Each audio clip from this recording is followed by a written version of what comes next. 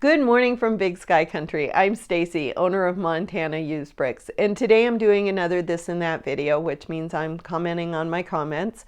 And I do want to take a second to thank everybody who has taken the time not only to watch my videos, but to comment on my videos. I really appreciate that. I am a couple of months behind on replying to the comments, but I do read them. I just haven't had time to really answer them right now, but I did pull out a few of them that I would like to talk about today. The first one has to do with the numbering system for your store, so when you're pulling parts, you know where you're going kind of thing. And you can see behind me I have numbers on all of my stuff, so we know where the parts are so we can pull them. And here is the question. Okay, I got a question. So I put my parts in crafting storage boxes that have little dividers in it. And I also put some in bags because I don't have much room and just put stuff in a dresser. Now here is what my stuff goes as. Crafting storage is used storage as US 0001 to US 0144.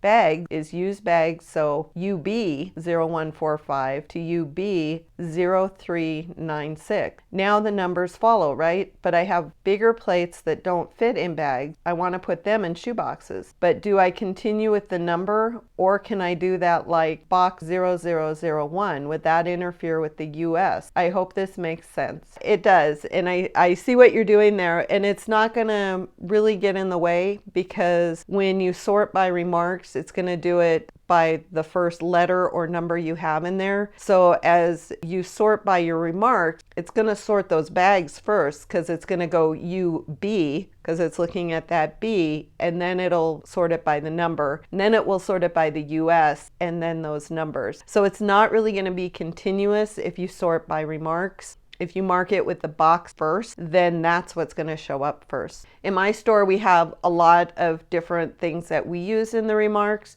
Mainly, we have the numbers which go from 0 to 1300.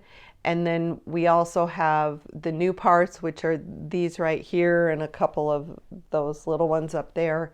And those are N and then 0 and the number. So we know those are the new parts. But we also have stackable, so we have stuff that is stackable 01 to 53. We have storage, which are these back here, which are storage 01 to 13. And then we also have a bunch of boxes. We have the craft boxes that you're talking about, but then we also have some bigger boxes. They're all on the bookcase. They're all marked box 01 through 40. We have a lot of different things. When we originally set this up, we were kind of hoping to be able to just kind of flow through the store.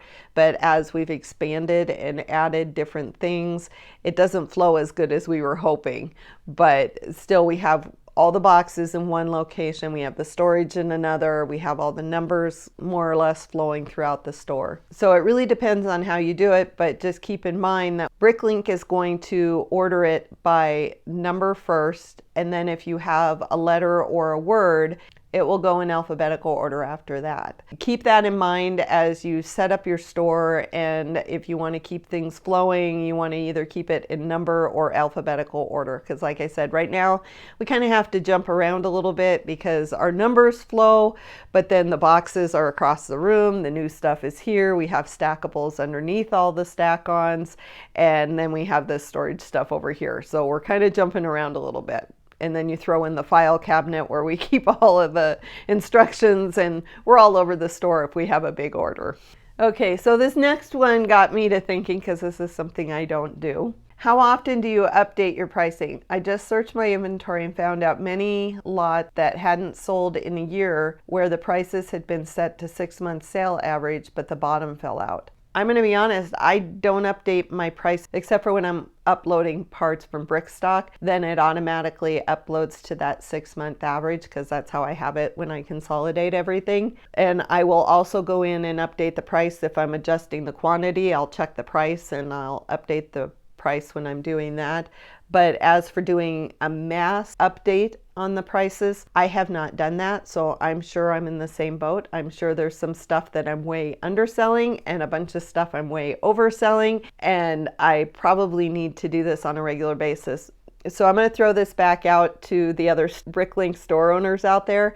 Can you let me know if you update and how do you update? Do you update somehow in Bricklink, or do you use Brickstock by moving everything over to Brickstock, doing the 6-month average and moving it back? I'd be really curious on how you update your prices. So put that in the comments below.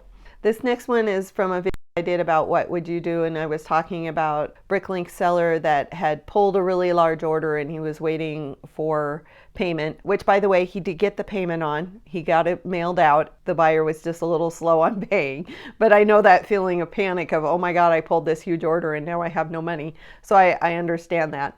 But this is one of the comments that came out of that. Pulling only after payment, but sometimes end up putting the orders back anyway, as customers here have the right to cancel their order at any time. I'm not sure what country this is, but my understanding through Bricklink is if they have paid and you have all the part, then that's an agreement on their part that they are going to take those parts and they can't cancel the order. And I could be way off here. If I'm way off, let me know. Maybe this is just a US thing, but my understanding was they can't cancel that order once they've made that agreement and they've paid. I do know that they are allowed to cancel if you don't have the parts or you're not able to get it out in a timely manner or whatever, then yes, they have that right to cancel.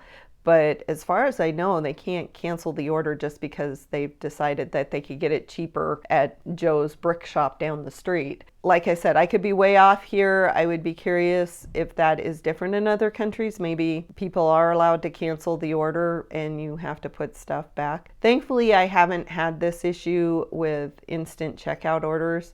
Even if I've been missing parts, I've been able to work with the buyer so that they're happy and able to continue with the order even if there's 1 or 2 parts missing.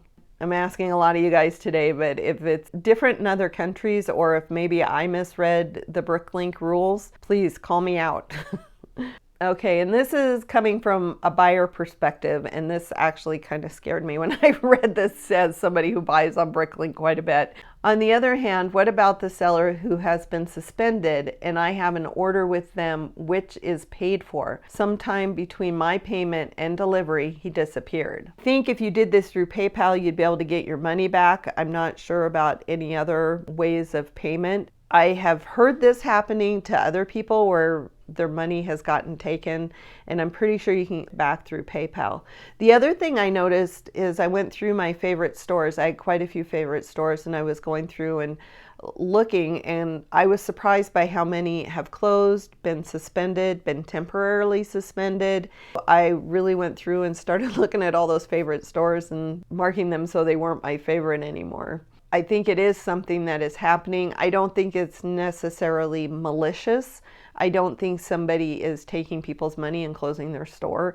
I think that things are happening and they close their store and maybe they're not even really aware of the fact, if they're not looking at PayPal or Bricklink, that they even had an order out there. Something to keep in mind. I'm trying to see the other side of it, but yeah, there's probably also some stores out there that are to the point of, I don't care anymore, I'm going to take your money, close down, and walk away.